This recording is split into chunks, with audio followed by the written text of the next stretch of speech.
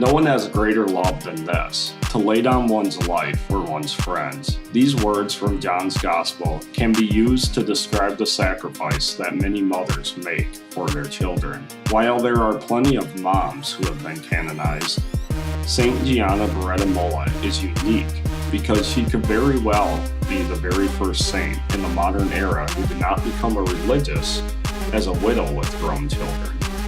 Instead, she is venerated for her shining example as a lay Christian, a faithful wife, and mother.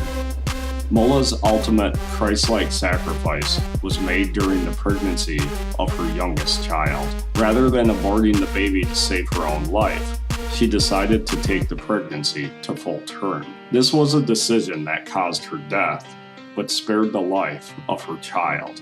Gianna Beretta Molla is a witness to lay people on how an ordinary life can be lived with great holiness. Born in Magenta, Italy in 1922, she had thought about religious life, but instead became a medical doctor. She became a pediatrician in 1952. She is well known in her community as a selfless and caring physician. She had a holistic approach to medicine in which she would care for not only the body, but the soul as well.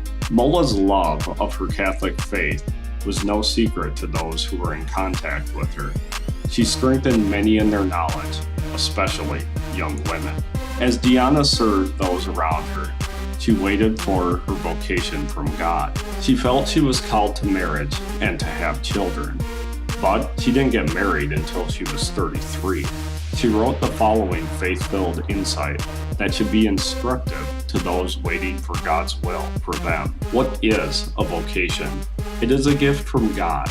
It comes from God Himself. Our concern then should be to know the will of God. We should enter onto the path that God wills for us, not by forcing the door, but when God wills, as God wills. God willed for Gianna to marry Pietro Molla eventually in 1955. In 1950, Pietro saw her for the first time when his sister was in the hospital. Gianna gave her a transfusion, but Pietro and Gianna never spoke. A couple of years later, Gianna opened an office across the street from Pietro's parents' house. When he visited his parents, he would run into her. Pietro described Gianna as a transparent and gracious person. She was generous to others as well.